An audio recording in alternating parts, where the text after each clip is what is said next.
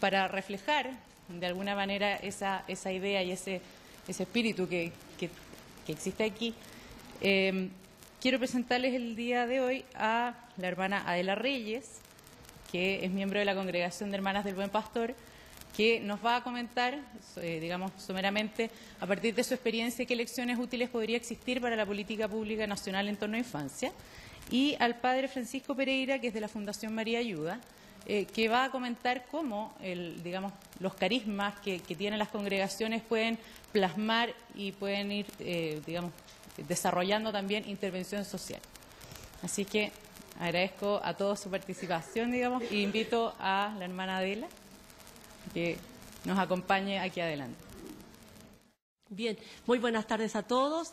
La verdad de las cosas es que precisamente lo que decía Karen, yo no vengo acá a entregar un aporte, sino más bien a compartir la realidad de los nudos críticos que nuestra institución a lo largo de 150 años, 53 años, y sobre todo estos últimos años hemos vivido. Entonces, más que nada, es que ustedes conozcan la realidad y ver cómo estamos nosotros trabajando con el CSUC en este proceso de certificación. Porque ellos, la verdad de las cosas, y agradezco a Ana María, a Teresa, a René en esta ocasión, que nos han abierto los ojos y nos han ayudado a mirar la realidad de manera distinta. Bueno, como congregación les decía yo que llevamos una trayectoria de 153 años en Chile. Voy a hacer una pequeña reseña histórica. La congregación llegó a Chile en 1855 y nosotros por carisma institucional estamos al servicio de la niña y mujer vulnerada en sus derechos. Durante 112 años trabajó en Chile sin apoyo estatal, sin convenio con nadie, con ninguna institución pública, presente en 10 regiones, con coberturas masivas de atención. Las niñas ingresaban a corta edad y prácticamente salían cuando ya eran adultas. Era la época. Las causales diversas y las más recurrentes, orfandad, ruralidad, abandono materno o paterno. Como les decía anterior, la subvención era autónoma con los trabajos que realizaban las hermanas y el apoyo de algunas niñas al interior de los hogares y, por supuesto, el apoyo de ese tiempo de los bienhechores. La permanencia, les decía anteriormente, hasta los 21 años, dependiendo de cada caso. En ese tiempo, por la época, no se trabajaba con la familia ni con redes, sino todo era un trabajo intra. La niña estaba dentro, inclusive hasta los colegios estaban dentro. Pero era así la época. Lo hermoso de eso que nosotros recogemos como historia y como proceso institucional es el impacto vinculante que aún existe con esas niñas que ya son adultas y están egresadas. La mayoría de ellas han constituido una buena familia, algunas profesionales, y de hecho nos visitan. Lamentablemente nosotros por el tiempo, el ajetreo, no hemos sistematizado ese trabajo. Y esa es una deuda que tenemos con ellas. Pero sí las tenemos presentes. Desde 1967, ahí ya aparece la política pública y la ley, o sea, la política pública, estaba. Aparece la ley 16.618 y se crea el CONAME. Esta institución, dependiente del Ministerio de Justicia, ahí absorbe a todos los hogares de esa época y la congregación firma el primer convenio, donde ya empezamos con un proceso de coordinación, de planificación y este financiamiento del Estado. Además, empezamos a acoger niñas de tribunales de letras y menores. En 1979, bajo la ley 2465, se crea el CENAME y pone término al CONAME. Ahí nuevamente se actualiza el convenio, se inicia nuevamente un trabajo con ellos a través de un único convenio a nivel nacional. Nosotros hasta esa época ya teníamos solamente 20 centros y esto ha ido cada vez en forma paulatina reduciéndose debido a muchas cosas que hemos ido viviendo al nivel de residencias, y es por eso que en este último tiempo ya no tenemos esa gran cantidad de centros, sino solamente un número bien reducido. En esa época también se incorporan a nuestros programas los profesionales, porque antiguamente trabajaban las hermanas con ayuda de las jóvenes en formación y niñas adultas. Pero desde la firma del convenio empezamos a incorporar la atención profesional, las educadoras de trato directo, y empezamos en parte a perfilar nuestra atención. De hecho, los casos que nos ingresaban eran de baja complejidad y muy pocos de mediana complejidad. Se inició un trabajo con familias. Las permanencias de las chicas en la residencia nuestra eran por largos periodos porque generalmente terminaban su enseñanza media, algunas egresaban ya profesionales de nuestros centros. ¿Sí? ¿Sí? En el 2005, nuevamente, la política del gobierno se reestructura, aparece la ley 20.032, ahí ya las residencias definen a quienes van a recibir y quienes no pueden ingresar. Y por eso ahí dice que están destinadas a proporcionar de forma estable a los niños, niñas y adolescentes separadas de su medio familiar, el alojamiento, la alimentación, el abrigo, la recreación, la estimulación precoz, el apoyo efectivo y psicológico, asegurando su acceso a la educación, salud y los demás servicios que sean necesarios para su bienestar y desarrollo. Es decir, atender la integralidad. Eso es lo que dice la ley. Nosotras, en este proceso de licitación, que fue prácticamente todo el 2005, yo estoy trabajando, hago un paréntesis, un poco coordinando la residencia de la institución hace 8 años, y en este proceso de coordinación me he podido dar cuenta y palpar la cantidad de nudos, como les decía anteriormente, y es por eso que a raíz de todas las dificultades que se nos empezaron a generar a contar de esta implementación, nosotros nos vimos en la necesidad de buscar apoyo para poder ver cómo perfilar nuestra atención, cómo mejorar nuestra oferta, cómo estar al servicio de la oferta y darle mejores oportunidades a las niñas, puesto que con esta ley ya las niñas que ingresaban son todas judicializadas. Antiguamente nosotros teníamos un porcentaje que acogíamos por demanda espontánea. Ahora ya eso no se puede hacer. Por lo tanto, nos vimos en la obligación de buscar alguna entidad que nos ayudara un poco en este proceso. No tenemos recursos. Ustedes dirán, bueno, tienen plata, por eso se acogieron al CSUC. No. Con Jaime, yo les doy un poquito la receta que hicimos por si les sirve de algo.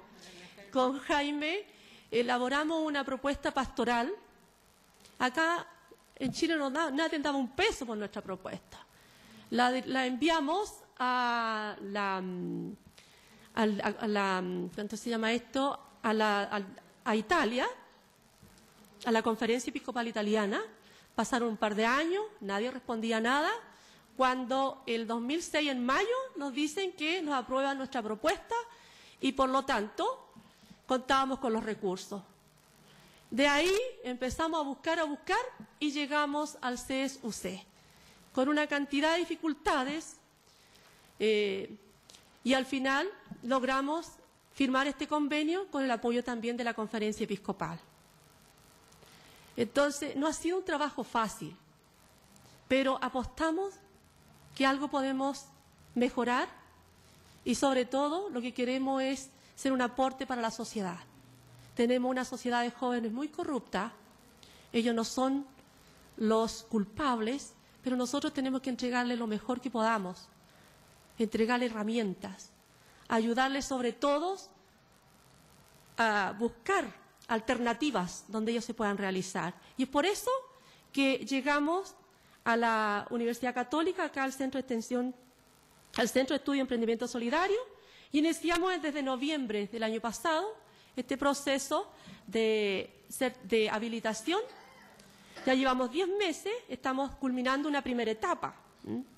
Y en esta primera etapa, que estamos concluyendo, hemos más que nada revisado nuestra gestión organizacional. ¿Qué es lo que tenemos que dejar?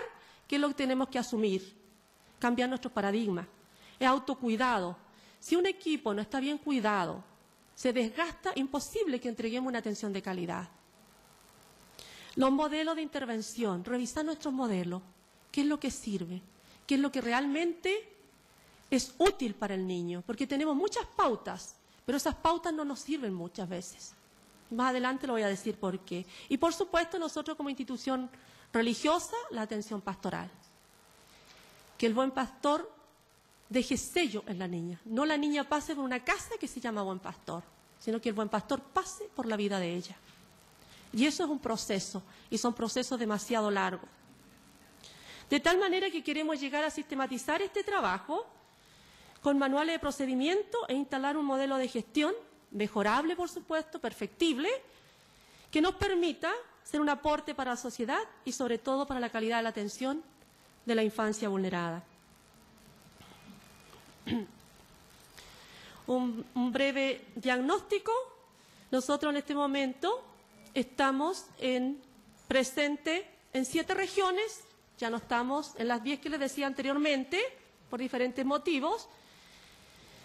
Y frente a esta realidad, nosotros nos hemos visto, si se quiere, colapsado. A lo mejor voy a exagerar en lo que voy a decir, pero es la realidad.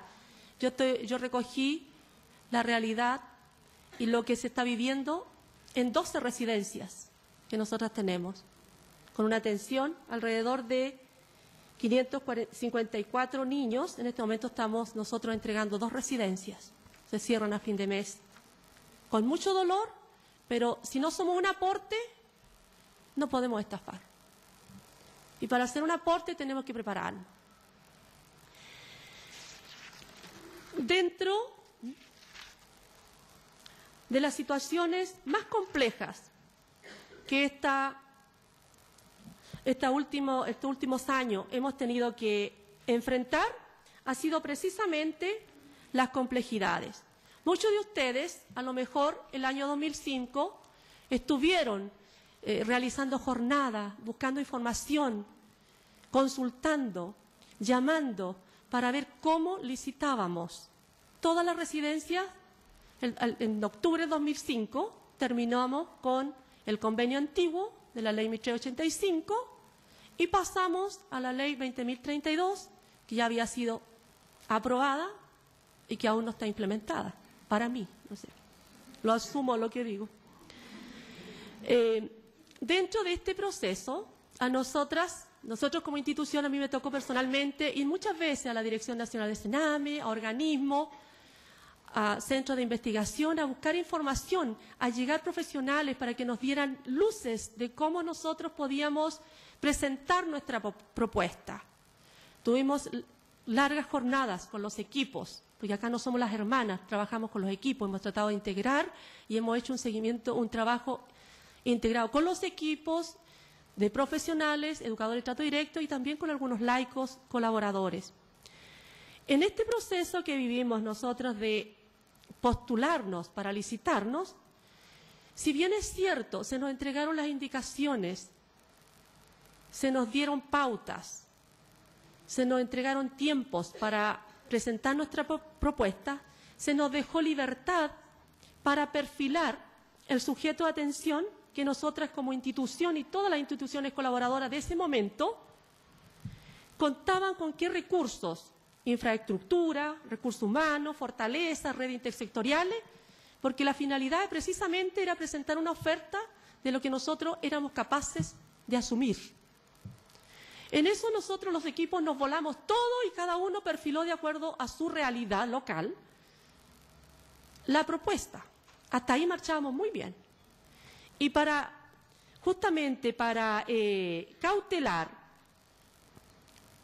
el no discriminar a niños que nosotros no teníamos las competencias para atenderlo, dentro de la propuesta, en el perfil de sujeto de atención, precisamente cautelamos ese detalle de incorporar qué niños no podíamos atender por no tener la especialización, por no tener los recursos y por no tener las redes con quienes coordinarnos. Licitamos todas las propuestas, sin ninguna objeción.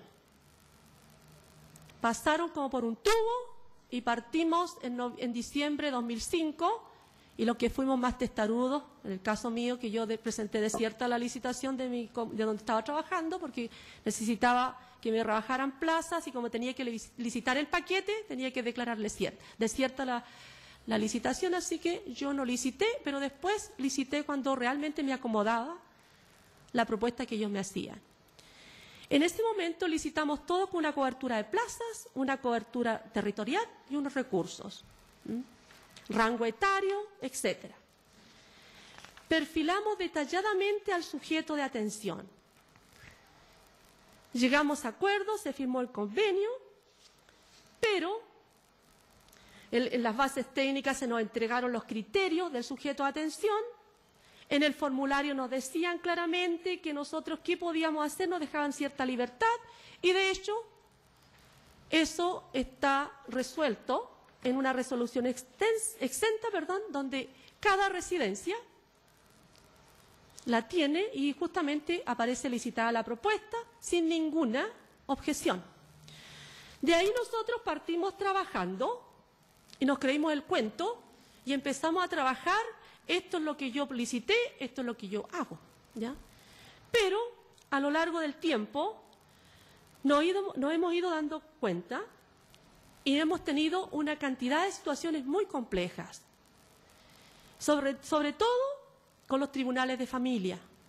Los tribunales de familia, ellos la ley la manejan, es su competencia, pero en relación a los niños, a las complejidades, ellos solamente quieren sacar el niño de su escritorio y que alguien se haga cargo y pedir cuentas después de un tiempo. Usted está obligado a emitir un informe de avance, usted está obligado a venir a audiencias preparatorias, audiencias de juicio, audiencias especiales, etcétera, pero nada más. En varias ocasiones a mí me ha tocado, en mi calidad de coordinadora de residencia, de hacer el oficio de bombero, ir a apagar incendios. Porque yo no puedo describirme de otra forma. Donde hay un problema, aparezco allá mediando con la dirección regional, con el tribunal de familia, cuando se puede, cuando nos reciben, porque no siempre nos reciben, porque estamos obligados a tener al niño ahí y a entregarle una atención integral. Y nos hemos visto sobrepasada. Inclusive, en este momento hay hermanas, yo también fui víctima de eso, que hemos sido acusadas de desacato por no acoger todas las complejidades que ellos nos envían. Le hacemos notar nuestro convenio, guárdeselo porque ese es suyo, eso no sirve acá. Por otro lado, vamos a la dirección regional, no, arréglesela usted sola, o sea, nos dejan solas en el campo de batalla. Y así estamos. Y no solamente nosotros como institución, aquí hay muchas instituciones que están así. En los momentos más críticos, solos en el campo de batalla. Y generalmente el CENAME se acopla con el Tribunal de Familia, nos cuestiona. Usted está obligado, nos dejan la niña en la puerta y hágase cargo. Y ahí hay que activar una serie de redes al interior, inclusive con todo el personal que nosotros tenemos en la residencia, para poder acoger a esa niña, porque no la podemos dejar en la calle, y ver cómo la insertamos al grupo que tiene problemáticas totalmente distintas. Además, la niña no quiere ingresar. Entonces, la acogida es, uno dice, hay que convencerla para que se quede. Además,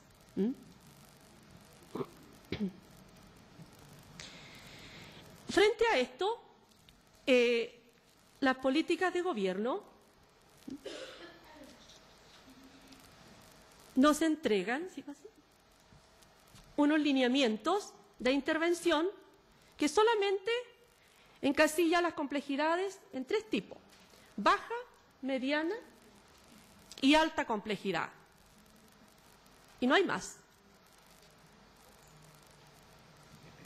Generalmente, lo que nosotros hacemos es trabajar lo que nos ingresa a los centros. Los niños que llegan por derivaciones son de alta complejidad y más. Y frente a esto, nosotros nos vemos, eso es lo que presenta la ley,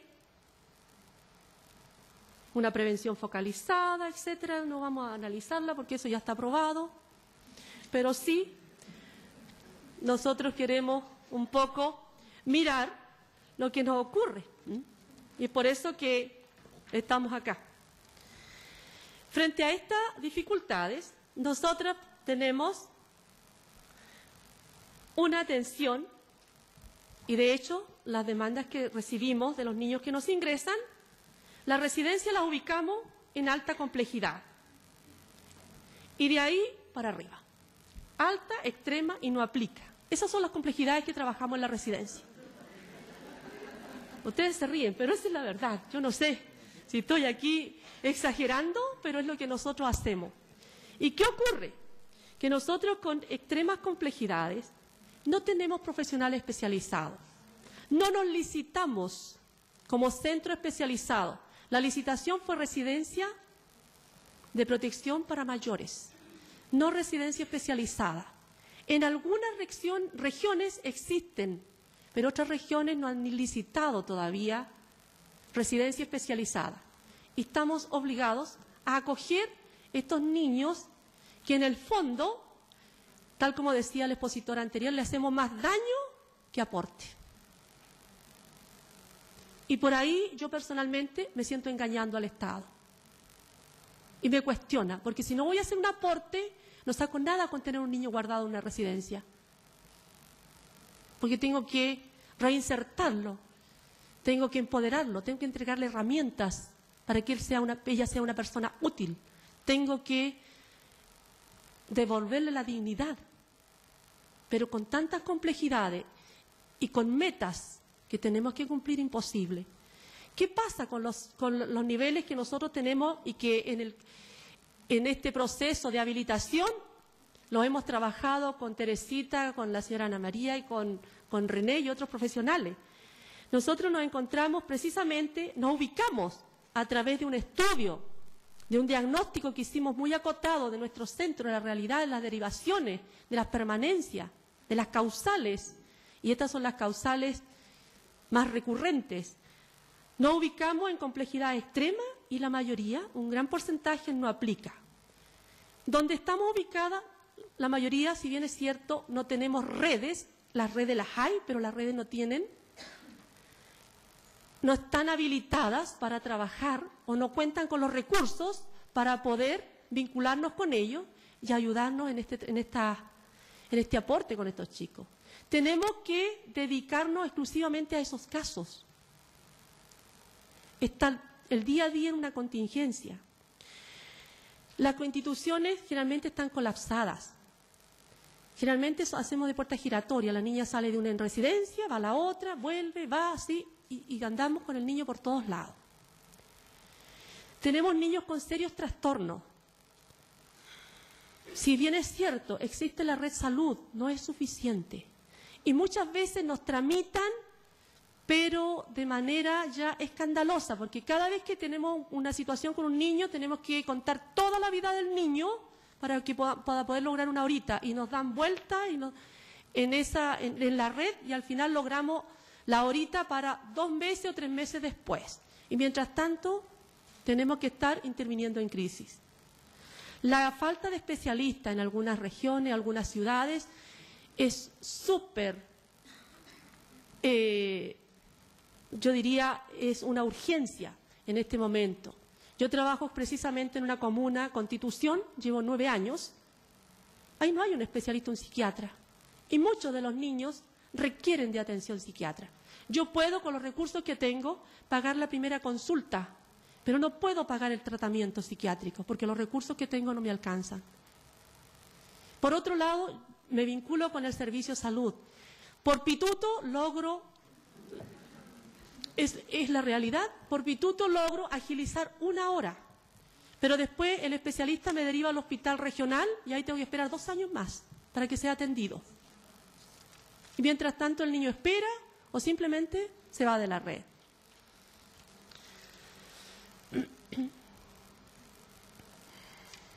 Acá vemos dónde nos ubicamos, lo que le decía anteriormente. Nosotros tenemos en nuestra residencia un 42% de niños de extrema complejidad. Tenemos un 11% no aplica. Y no es que los discriminemos, sino es que nosotros no somos un aporte para ellos. No hay programa especializado, no tenemos los recursos. Hacemos el esfuerzo, pero no basta la buena voluntad. Aquí esto tiene que cambiar. Yo les decía anteriormente, en algunas ciudades o regiones todavía no se han licitado residencia especializada. Y es bien poca la diferencia entre la residencia especializada y la de protección para mayores, porque en la 7ª región hay una.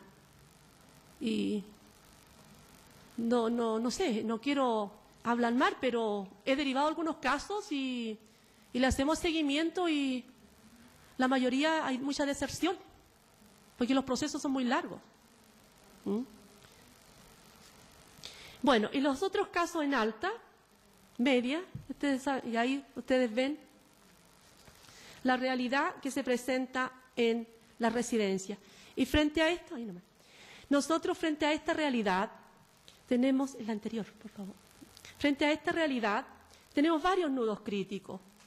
Y la verdad de las cosas es que como institución no es que estemos en contra de las personas, sino el sistema. Estamos llamados a atender la integralidad, pero nos vemos abocadas solamente a atender patologías. Los niños que ingresan todos vienen con patologías, la mayoría, ¿ya? Esto requiere tiempo, requiere una intervención en crisis. El personal que tenemos existente en la residencia muchas veces hay que movilizarlo todo por un caso, descuidamos los demás. Y a veces estamos con la patología y descuidamos la integralidad del niño. Además, no contamos con especialistas. Tenemos que hacer muchas veces como circo pobre. No podemos darnos el lujo de tener un profesional o un educador de trato directo o un funcionario en reemplazo de. El que está ahí, ya, vaya para allá porque esto es urgente. O sea, esa es la cotidianidad de las residencias. Se nos exigen profesionales que sean especializados, con trayectoria y experticia, con los recursos mínimos que tenemos. Yo en un programa de maltrato en Constitución que también me licité, he querido, inclusive es una de las sugerencias que tengo del supervisor técnico, hermana, usted tiene que contratar un profesional especializado, con trayectoria, experticia, etcétera. La verdad de las cosas es que hay profesionales especializados, pero nadie se va a ir a un pueblo tan pequeño, ni por un sueldo que no le conviene. Entonces tenemos que hacer lo que se pueda con lo que hay. Por otro lado, se nos exige también activar las redes. Ustedes, hermanas, están obligadas, hay redes, hay esto. Sí, hay redes, pero las redes son muy limitadas y con poca oferta. Entonces, ¿qué activo? Si no tienen nada. Yo en los programas, y de hecho tengo mucha cercanía con el alcalde, con el administrador municipal, voy donde él, necesito, qué sé yo, una canasta familiar para una hermana, imposible. Estamos abocados ahora a las campañas políticas, entonces la canasta, la señora tiene que esperar. Y eso es lo que se ve. Nosotros no podemos tampoco, las niñas, cuando queremos nosotros preparar a la vida independiente, ¿con qué redes? Los casos son complejos. ¿Cómo reescolarizamos niñas que nos ingresan con 15 años, 16 años, un quinto básico? Si los colegios nos miran, no, imposible. Los proyectos de integración que tienen los colegios están saturados. A veces yo acudo al tribunal, y en varios programas nuestros vamos al tribunal, bueno, de usted la orden, la ingresan al colegio, pero a los 3 días la tienen afuera. Y yo tengo que lograr meta, reescolarizar el 100% de los alumnos de mi residencia, de los niños de mi residencia. ¿Cómo lo reescolarizo? Trabajamos, aparte de ser familias multiproblemáticas de pobreza dura, tenemos la obligación de vincularla a las redes. Pero estas redes, si son precarias, insuficientes y sin recursos, ¿para dónde las llevamos? Aparte de contenerlas, ¿para dónde giramos con ellas? Los criterios a los que nos vemos en el día a día, en las supervisiones, y versus los criterios del sistema. Porque aquí yo creo que los que llevamos un tiempo en esto podemos hablar con propiedad y con experiencia. Cada unidad regional tiene sus criterios. Esto lo hemos hablado inclusive en el comité consultivo. ¿Cuál es el criterio del sistema? Cada unidad regional tiene un criterio. Y es más, ante la eventualidad de un cambio en supervisor, especialmente en el área técnica, generalmente no hay continuidad de trabajo. Porque entrega orientaciones muy distintas al que salió. Entonces, ¿con cuál nos quedamos? ¿Seguimos la orientación del que se fue o tomamos la del que llega? Entonces, estamos improvisando día a día, no hay una secuencia, no hay una continuidad. Y frente a eso, ustedes saben que el que paga manda.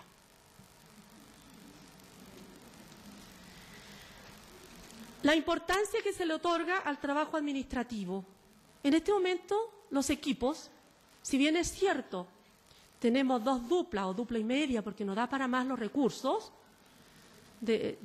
psicosociales, hay que, aparte de vaciar la intervención con la niña, con la familia o con las redes con quienes nos coordinamos, aparte de vaciarlas manualmente, al expediente manual que llevamos ahí